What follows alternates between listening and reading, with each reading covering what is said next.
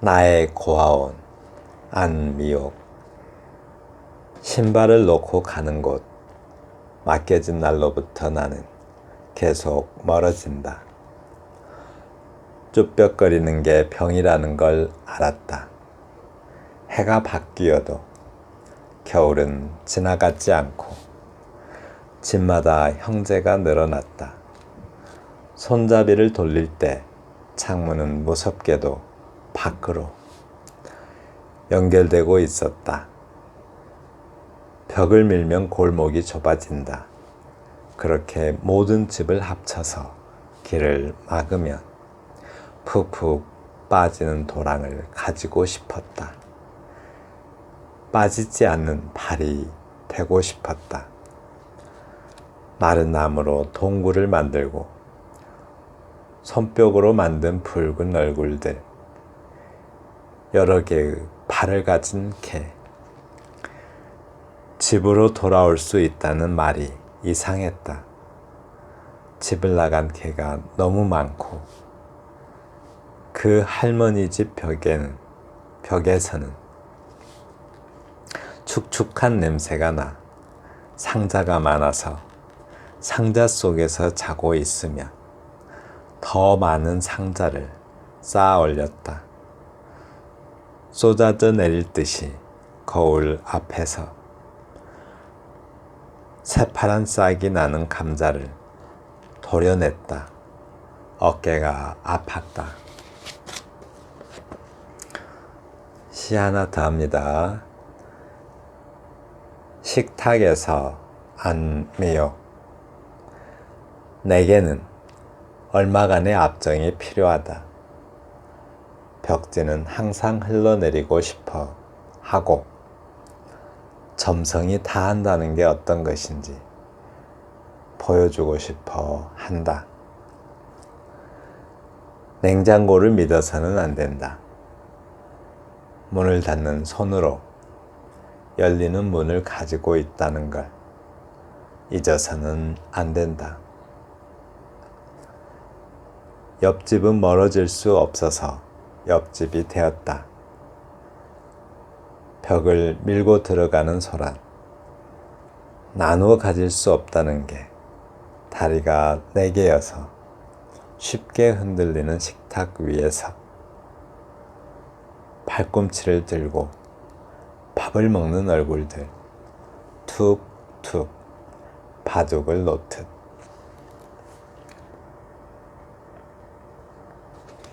네, 16장.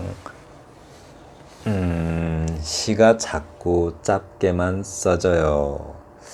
이 몇 가지 좀 알아둬야겠어요.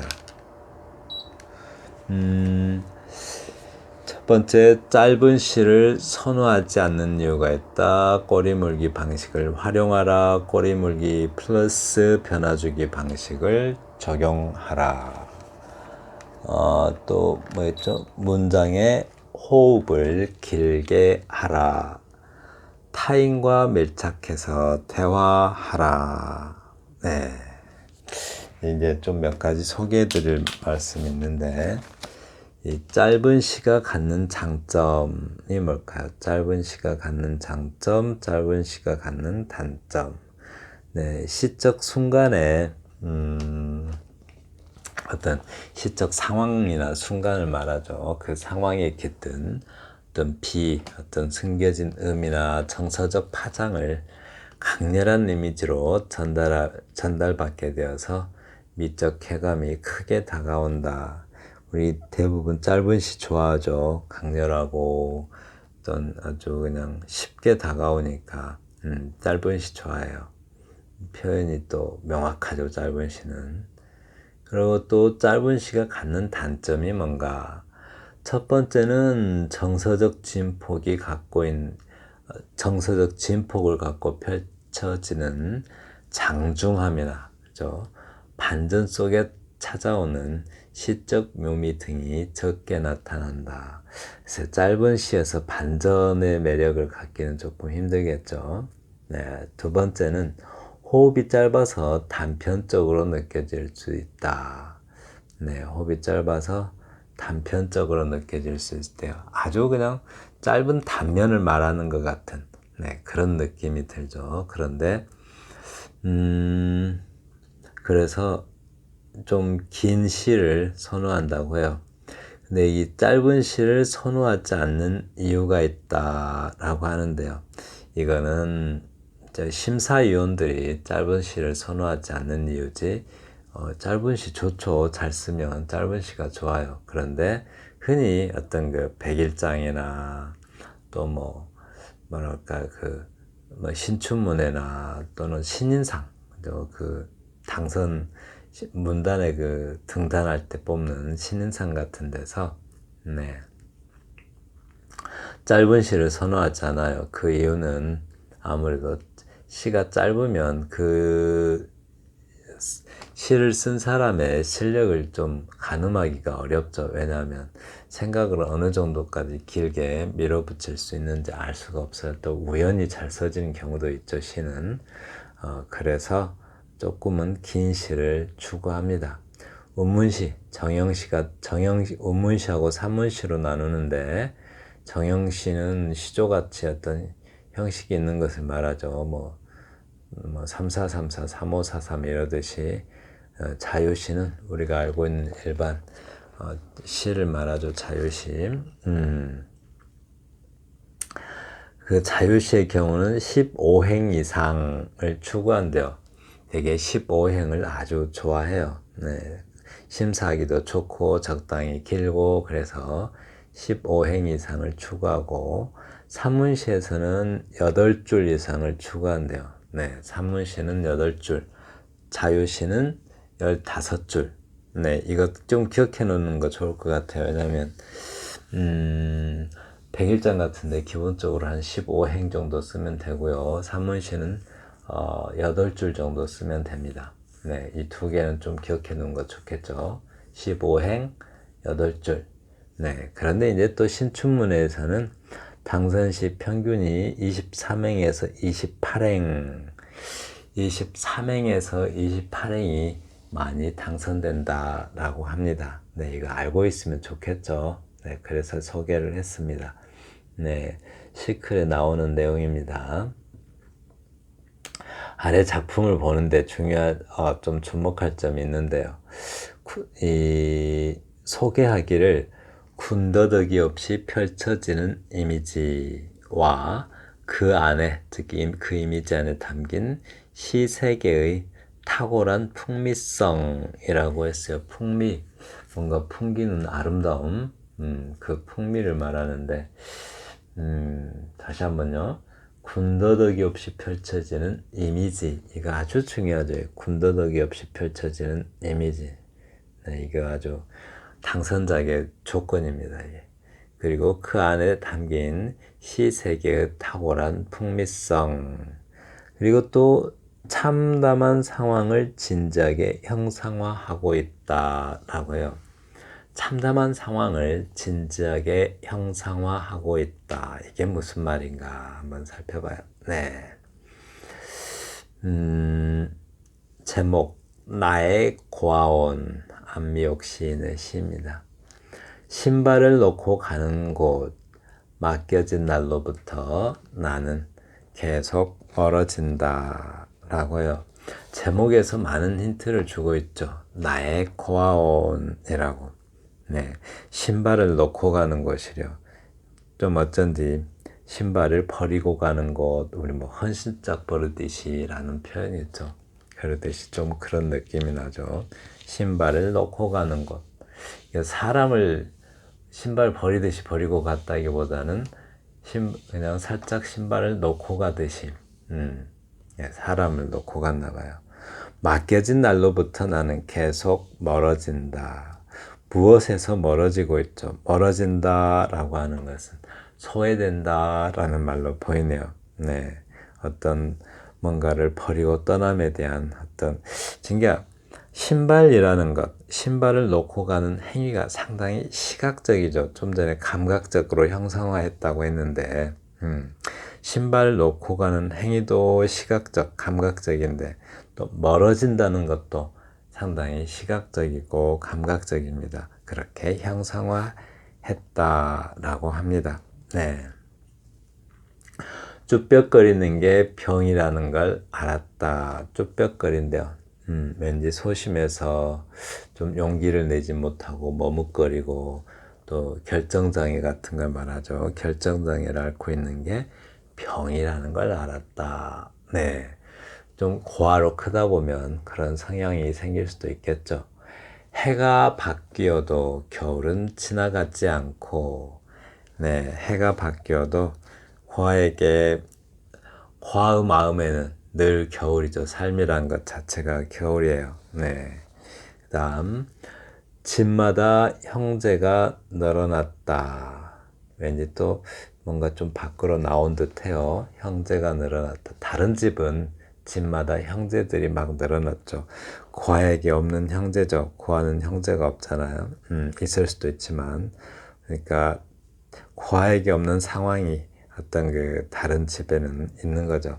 그래서 손잡이를 돌릴 때 창문은 무섭게도 밖으로, 네, 창문은 무섭게도 밖으로 나 있다. 자꾸 이제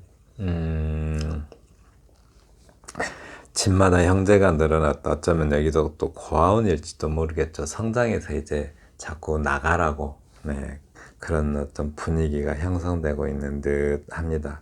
밖으로 연결되어 있었다. 여기도 이렇게 연 걸치기가 돼 있네요. 이렇게 연이 이렇게 딱 걸쳐져 있어요. 이렇게. 그죠? 밖으로 연결되어 있었다. 네. 그래서 이제 어쩐지 고아원에서 좀 나가는 상황인가 봐요. 벽을 밀면 골목이 좁아진다.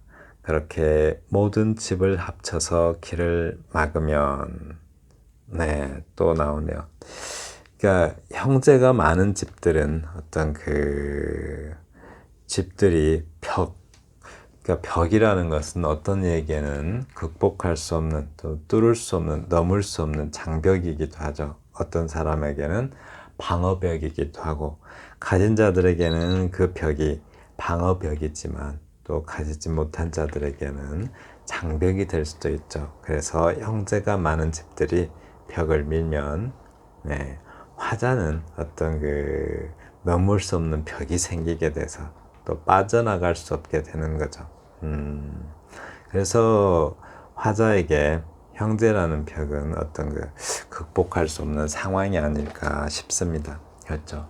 고아인 화자에게는, 네, 형제가 많은 그 상황은 극복할 수가 없는 상황이죠.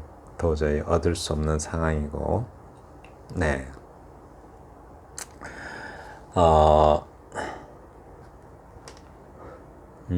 그렇게 해서 그렇게 모든 집들을 그렇게 모든 집들을 합쳐서 길을 막으면, 네, 길을 막는데요. 벽이 그냥 벽을 밀고 들어오니까 고아인 사람들에게 공포겠죠. 그렇게 해서 길이 막히고 막막해지고 아주 망연하고 막막해지고 아득해지겠죠. 이제 세상을 살아가려면 바깥 세상에서 고아가 살아간다는 것은, 네, 그리 녹록한 일은 아닐 것입니다. 푹푹 빠지는 도랑을 가지고 싶었다. 이 막으면 하고 이렇게 뭐가 막혀요. 이렇게 막으면 빠지는 도랑, 이 빠지는 하고 좀 연결해서 생각해 보세요.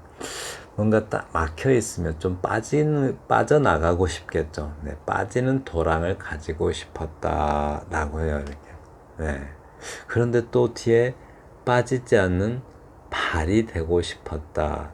어떤 면에서 상황에서는 빠지고 싶은 상황인데, 네, 빠져나가고 싶은 상황인데, 빠지지 않는 발이 되고 싶었다라고 해요.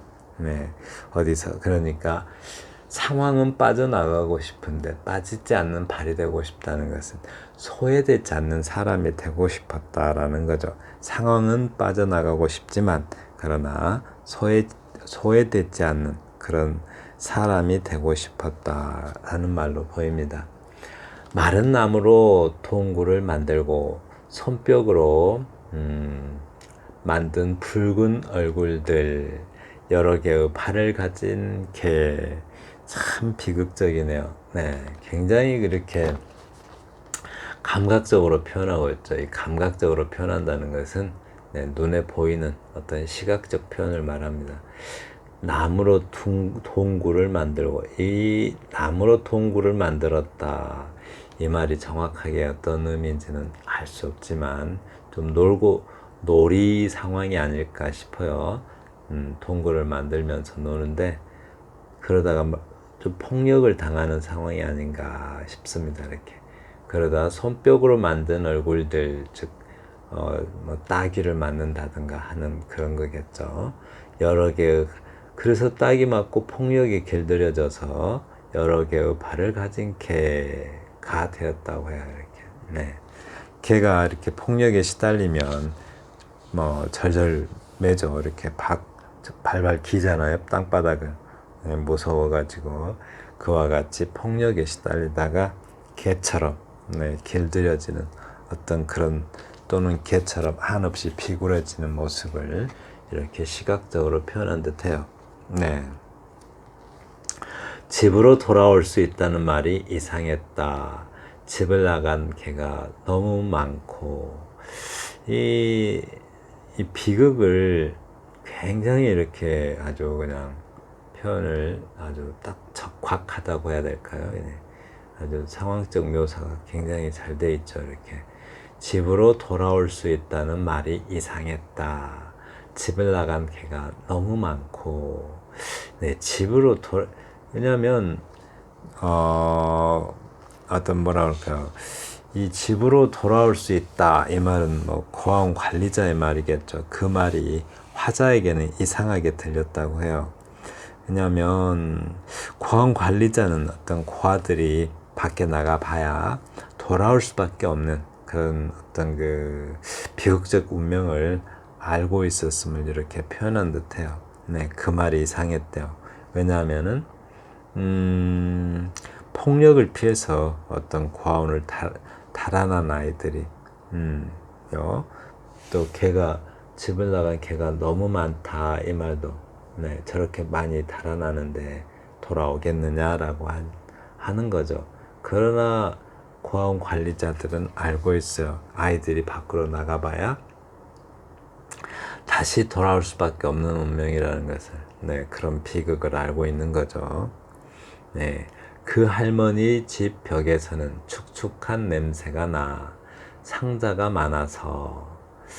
이렇게 축축한 냄새가 나는데요. 상자가 많아서. 상자 속에서 자고 있으면 더 많은 상자를 쌓아 올렸다. 쌓아 올릴 듯이, 쏟아져 내릴 듯이 거울 앞에서 라고 합니다. 고아들이 진짜 상자는 아니겠죠, 설마. 어떤 이 상자 속에서 자고 있으면, 이 말은 고아들이 어떤 상자에 든 상품 취급을 좀 당했다는 표현을 이렇게 표현한 것 같아요. 어떤 상품 취급 당하는 그런 어떤 느낌? 왜냐하면 몇 명을 이렇게 데리고 있으면 돈이 나오잖아요. 그런 표현이 아닐까 싶습니다. 그러니까 상품 취급 당해서 어떤 그런 모습. 더 많은 상자를 쌓아 올렸다. 그러니까 더 그냥 고아들을 더 데려오겠죠. 이렇게. 왜냐하면 다 돈이니까. 쏟아져 내릴 듯이 거울 앞에서. 쏟아져 내릴 듯이 거울 앞에서. 이 거울 앞에서란 말 왜 썼을까요? 쏟아져 내릴 듯이. 즉 무너질 만큼, 뭐 감당할 수 없을 만큼 많이 들었다는 건데 거울 앞에서란 말을 썼어요. 이렇게 새파란 싹이 나는 거울 앞에서. 거울 앞에서를 다음 연하고 연결시켜 보세요. 이렇게. 그럼 거울 앞에서 새파란 싹이 나는 감자를 도려냈다, 이렇게 되잖아요. 이렇게 거울 앞에서 새파란 싹이 나는 감자를 도려냈다. 어깨가 아팠다. 이 부분 참 코끝이 찡해지는 어떤 그런 곧 눈물이 날 것 같은 그런 표현이죠. 그 아들이 그 상황에서 그 자신의 어떤 그 상품 취급 당하는 그런 현존을 목도하게 되는 거죠. 목도하게 되는데 새파란 싹이 나는 감자를 도려냈다.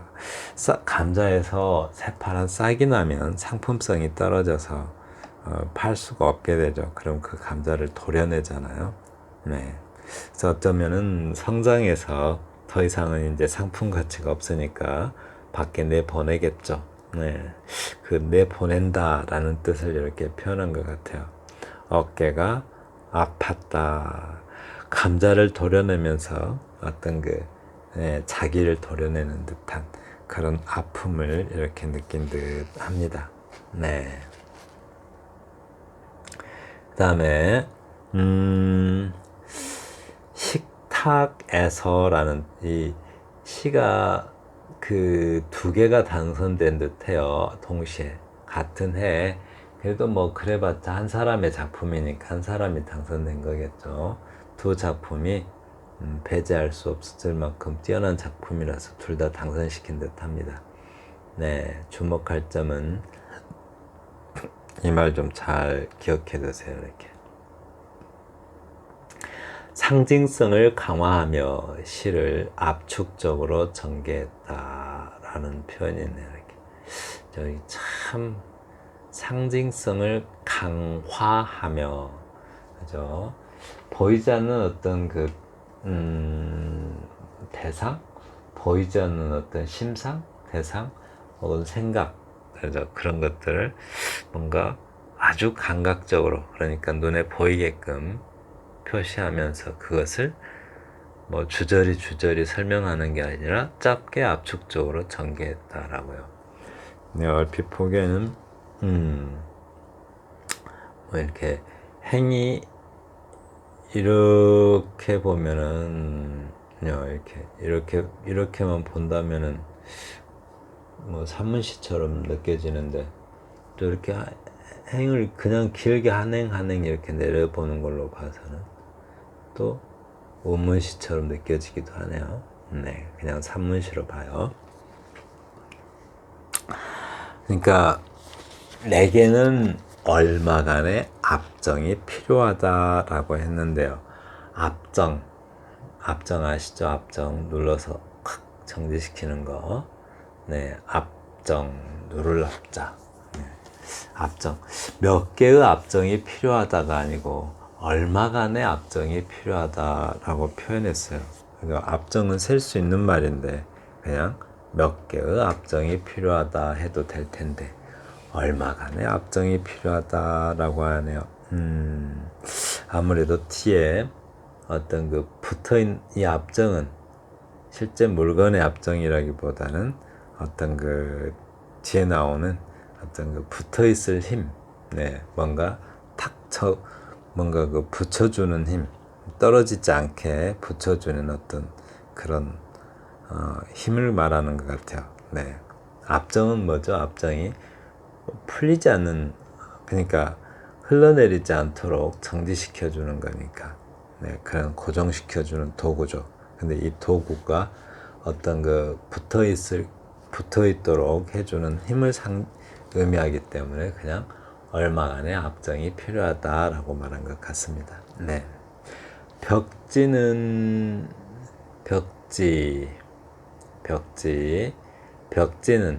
항상 흘러내리고 싶어 하고 점성이 다한다는 게 어떤 것인지 보여주고 싶어 한다. 벽지를 보면서 화자는 공포를 느끼네요. 네.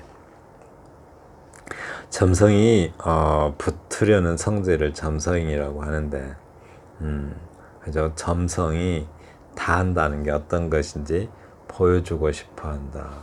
화자 생각이죠. 네, 화자 생각인데 벽지가 자꾸 흘러내리려고 하는 그 어떤 장면을 보면서 화자 스스로 점성을 갖지 못하면, 즉 쓸모 없어지면 떨어져 나가게 된다는 어떤 사실을 화자 스스로 어떤 두려워하고 있습니다. 냉장고를 믿어서는 안 된다. 다 이렇게 표현이 굉장히 압축적으로 표현되고 있어요. 냉장고를 믿어서는 안 된다. 네, 냉장고가 뭐죠? 차가운 세계가 그 안에 들어있죠. 그걸 믿어서는 안 된대요.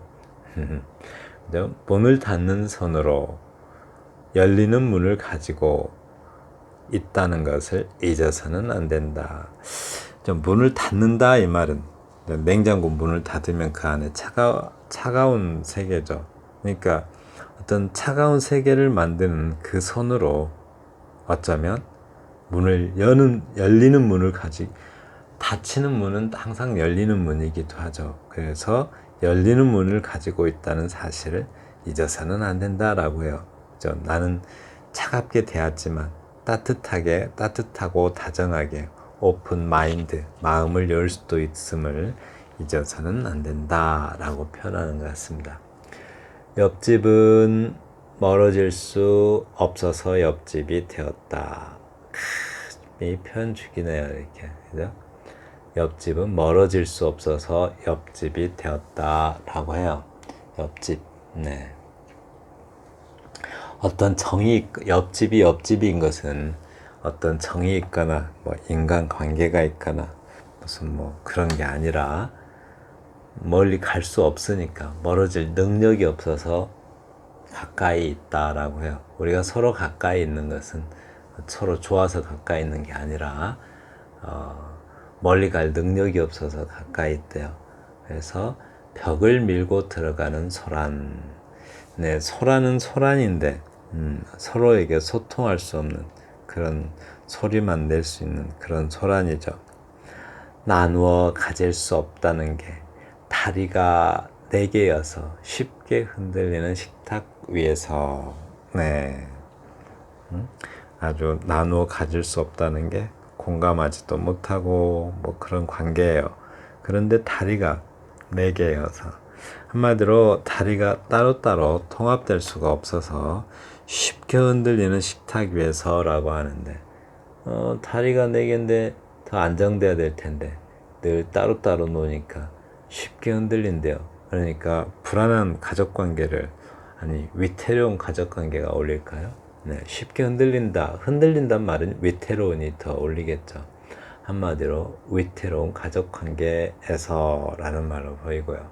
팔꿈치를 들고 팔꿈치를 왜 들어요? 식탁이 언제 부서질지 모르니까 팔꿈치를 들고 밥을 먹는 얼굴들. 네. 그 가족관계가 위태로운 가족관계가 언제 무너질지 모르니까 불안해하고 있어요. 밥 먹을 때마저도 불안해한대요. 네. 그리고 툭툭 바둑을 놓듯. 네, 굉장히 압축적인 표현이죠. 바둑을 놓되 우리가 어떤 무슨 대화도 없이 바둑을 툭툭 놓잖아요. 그냥 아무 대화도 없고 관계도 없이 그냥 이기기 위해서 한 알 한 알. 바둑은 그냥 서로 상대를 이기기 위해서 소리를 툭툭 아주 무덤덤하게 바둑알을 놓듯이 그렇게 숟가락질을 하고 있대요. 밥상에서 나는 소리가 대화는 없고 그냥 숟가락 젓가락 놓았다 들었다 하는 소리밖에 없어요. 네, 대화가 없는 그런 위태로운 가족관계를 이렇게 압축적으로 표현한 듯 합니다. 심사평이 있어서 좀 가져와 봤어요. 네, 심사평. 익숙함 속에서 익숙하지 않음을. 네, 이 한마디 아주 저는 중요하게 여깁니다. 익숙함 속에서 익숙하지 않음을. 이 한마디만 잘 활용하고 잘 써도 여기 이것만 잘 활용해서 시를 써도 일단 신춘문예 당선 가능성이 아주 높아지죠. 또 하찮은 것에서 하찮지 않음을 찾아내는 눈이 비범하고. 네, 이 부분 여기까지가 이 부분을 잘 기억하셔서 혹시 신춘문예 응모하시려면 여기에 맞춰서 좀 생각 좀 해보세요. 네, 이것만 잘 활용하셔도 상당히 당선 가능성이 높아집니다. 그런데 현존의 혼돈을 뚫고 눈길이 가닿은 지점에 어김없이 생의 기미들과 예감들이 우글거렸다. 이 전문가들이 쓴 글이라 참 멋지죠, 이렇게. 이거는 표현이 멋진 거고요. 중요한 건 위에 있는 두 줄이죠. 현존의 혼돈을 뚫고서 혼돈. 아, 정말 혼돈스러운 현존제죠. 현존제. 그 현존의 혼돈을 뚫고서 눈길이 가닿은 지점에 어김없이 그런 그러니까 한마디로 참 가혹한 세상에서도 가혹한 상황 속에서도 삶의 기미와 삶의 예감들이 우글거렸대요. 그런 예감이 우글거렸다. 남다른 상상력과 때묻지 않는 자기 목소리를 가지고 있다라고 이 두 시를 소개를 했습니다. 그런데 현존이란 말, 현존. 현존이라는 게 현재 있음이란 뜻이죠. 간단히 사전적 의미로 말하자면 현재 있음. 그러니까 원래 현존제는 하이데거의 용어죠. 하이데거. 원래 그 실존주의 철학자가 최초에는 브렌타노죠. 여기 브렌타노 시절에는 그렇게 이렇게 실존주의 철학이 좀 완성되지 않은 상태고 후설이 있었죠. 후설이 진짜 이제 그 실존주의 철학의 기틀을 닦은 사람이고 하이데거가 절정에 이르는 거죠. 하이데거 1859년생인가 후설이 그리고 그 정도 되고요. 하이데거가 1905년 정도 되고요. 1905년인가 정확하지 않습니다. 비슷해요. 그리고 하이데거 다음에 실존은 본질에 앞선다. 갑자기 이름이 생각이 안 나요. 사르뜨르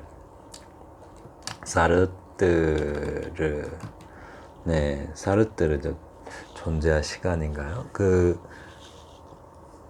저기 소설 구토 쓰신 분, 사르뜨르가 1908년인가 7년인가 그래요. 비슷비슷해요, 나이가. 이 순서대로 이렇게 흘러갑니다. 후설이 최초로 있음에 대한 어떤 저기 유럽 학문의 이기와 현상학이었나요? 제목이 정확하게 기억이 안 나는데, 그런 거고, 존재와 시간. 그리고 사르트르 이렇게 이어지는데, 하이데거의 용어가 현존제입니다. 다자인, 현존재, 현재 어디에 있음, 현재 여기에 있음을 의미하고요. 그래서 모든 대상이 우리가 인간이 의식하고 있는 상태에 있는 것이 아니라 객관적으로 아주 냉엄하게 실제적으로 존재하는 것이라고 해요. 그래서 그런 현존제, 여기서 현존이라고 이렇게 말하는 것은 냉혹하게 화로서의 어떤 현실을 말하는 거죠. 화로서의 현실. 우리가 어떤 걸 생각하고 느껴서 있는 것이 아니라 정말로 있음을 말하는 것이죠. 지금까지 나의 고아원 안미옥 시인의 시를 또 식탁에서라는 이 시 두 편을 함께 감상하였습니다. 감사합니다.